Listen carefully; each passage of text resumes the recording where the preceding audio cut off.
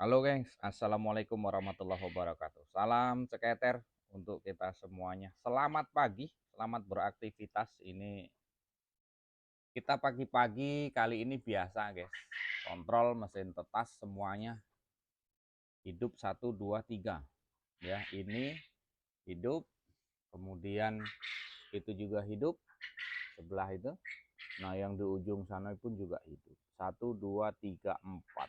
4 ini 1.500. Terus yang ini kapasitas sekitar 600-an. Kita buka geng. Jeng, jeng, jeng, jeng.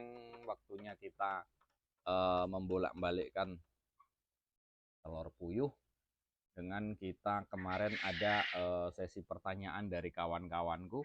Jadi nanti kita jawab pertanyaannya seperti apa. Ya, untuk rekan-rekan ya jangan lupa subscribe-nya dulu supaya channel kita sama-sama berkembang.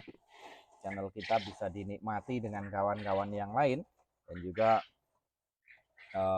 segala kebutuhan mungkin informasi tentang puyuh, tentang penetasan ada di channel saya guys. Kita berbagi pengalaman di sini.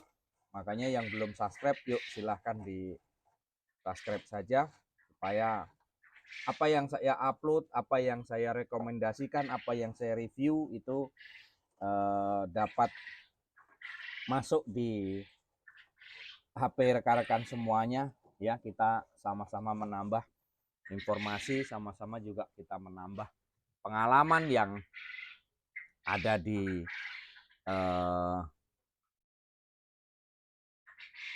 kandang-kandang kita guys. Nah ini sembari saya menyimak ini pertanyaan dari mana ini, komentar soal Indra Maulana 9717. Izin bertanya Pak Edi, kemarin ada kecerobohan saya di penetasan telur. Di penetasan telur ya kan. Kabel buat ngatur suhunya terendam air. Akhirnya lampunya tidak mati otomatis selama kurang lebih 2 jam. Waduh. Dan saya lihat suhu panasnya di 25 derajat. Apakah telurnya masih aman atau sudah rusak Pak Edi? Mohon dijawab. Kisaran nyimak ya, terima kasih Bang Simbolon yang ada di daerah kisaran Medan.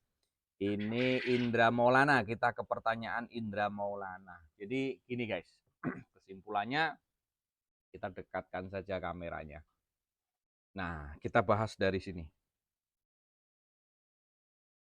Yang dipertanyakan ini adalah kunci sensor. Nah, ini masuk ke dalam sana, guys. Nah, masuk ke sana. Ya, kita zoom. Ini masuk ke dalam sana sampai ke batas air. Nah, kemudian sampai ke batas air. Artinya, suhu yang terbaca itu air, bukan suhu telur. Ya, sekali lagi. Suhu yang terbaca itu adalah suhu air. Ini nyemplung ke air ini. Ini sensor ini. Nyemplung ke air selama kurang lebih 2 jam. Otomatis ini panas. Yang di seputaran-seputaran sini ya, di ruangan penetasan ini pasti panas. Panasnya berapa? 45 derajat. Sedangkan kita perlu suhu batas ambang batasnya itu jangan sampai melebihi 39. 45 derajat sampai kurang lebih 2 jam. Pertanyaannya, apakah masih bisa ditetaskan? Artinya apakah masih bisa diteruskan atau kita berhenti saja? Karena apa? Kalau kita terus, kita jelas korban di lampu. Ya kan? Kita rugi di lampu. Nah, kemudian selain rugi di lampu, kita rugi di waktu. Kalau kita harusnya ambil keputusan secepatnya, itu nanti kita akan merubah polanya, terus kemudian kita mengisi telur lagi. Nah, kesimpulannya di sini kawan. Jadi supaya kawan-kawan juga tahu perkembangan telur selanjutnya. Nah, langkah awal, telur ini sudah berapa hari? Kalau telur ini di atas 3 hari, 4, 5, 6, itu masih bisa disenter kawan. Pecahkan telur itu salah satu, kita lihat dulu apakah perkembangan embrio embrio yang ada di dalam telur itu bagus atau tidak gitu. Jadi setelah itu kalau memang dirasa itu tidak bagus, ya sudah secepatnya matikan mesin, kita rubah, kita buangi telur, terus kemudian kita ganti kembali. Gitu. Tapi kalau menurut Pak Edi gimana? Kalau menurut saya pribadi sudah nggak bisa kawan. Itu sudah gagal. Gagal menetas, itu pasti. Saya bisa memastikan karena apa? Suhunya terlewat panas, maka telur ini akan panas. Ya, telur-telur ini akan panas, semuanya panas, kemudian kuning telur yang ada di dalam itu mati. Ya, calon embrio itu mati di situ. Jadi secara perkembangan itu sudah tidak bisa lagi. Sedangkan kok 2 jam ya, kurang lebih 2 jam itu seperti itu. Karena kecerobohan, ini sensor masuk ke dalam air, artinya masuk pool ke sana. Sedangkan ke dalam air, ini sensor ini terjepit dengan telur misalkan. Nah, ini sensor ini terjepit dengan telur, kondisinya seperti itu, terjepit dengan di antara telur, ini sudah melebihi kapasitas kawan. Sudah melebihi panasnya itu sudah melebihi dari target yang kita tentukan gitu loh.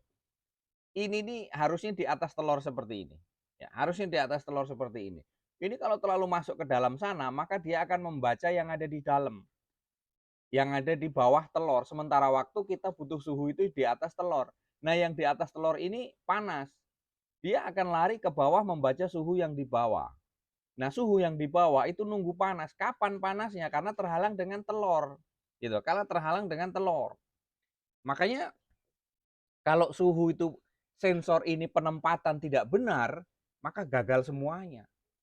Kemarin rekan kita yang di Palembang kayak gitu juga. Sensornya terjepit di antara telur. Jadi di waktu dia mau netas ini, mati semua gitu. Nah, itu gagalnya di situ. Kemudian nelpon, video call, saya sarankan begini, begini, begini, begini. Makanya terus secepatnya dirubah, besok lagi pesen telur ya alhamdulillah netas. Sampai sekarang lancar berkali-kali menetaskan. Nah, kesalahannya di situ kawan. Jadi memang kecerobohan saya di penetasan telur. Kabel buat ngatur suhu terendam di air. Akhirnya lampu tidak mati secara otomatis. Kurang lebih selama 2 jam. Dan saya lihat suhu panasnya di atas 25 di 45 derajat. Apakah telurnya masih aman? Sudah nggak aman lagi. Ya, kalau jawaban saya sudah nggak aman lagi. Karena apa? Ya itu tadi sudah terlewat panas. Akhirnya telur yang ada di dalam embrio yang sudah siap di situ mati kawan. Jangankan kok 2 jam. Iya kan? Jangankan 2 jam. 10 menit, 20 menit mati itu sudah. Sudah nggak bisa lagi karena sudah kepanasan, sudah terbakar. Gitu kawan. Jadi ya rekan-rekan mungkin di sini kalau misalkan telur itu usianya lebih dari 3 hari, 4 hari, silahkan disenter saja atau dipecahkan. Kita lihat hasilnya. Tapi saya yakin biasanya di situ kuningnya itu pasti sudah rusak, sudah nggak bisa lagi. Calon embrionya sudah matang dia, sudah terbakar dia, encer sudah tidak bisa lagi ditetaskan. Nah, kalaupun seperti itu siapa yang salah? Kita nggak usah nyalahkan siapa-siapa, itu kan kesalahan kita sendiri yang kurang kontrol, terus kemudian kesalahan kita yang kurang mungkin pengalaman, malunya bertanya dengan kawan yang bisa, gengsinya bertanya. Nah, itu yang membuat kita kegagalan-kegagalan di situ, kawan. Jadi kesimpulannya pertanyaan itu tadi, apakah masih aman? Ya jawaban saya sudah tidak aman lagi. Sudah tidak bisa lagi untuk ditetaskan. Nah, sensor ini harusnya memang di atas telur seperti itu, kawan. Itu sensor telur, ya. Kalau untuk menjawab pertanyaan, jelas saya sampaikan di sini, telur sudah tidak aman lagi. Sebaiknya ganti saja dengan telur lagi. Jangan dipaksakan sampai nunggu 17 hari, maka kita akan rugi.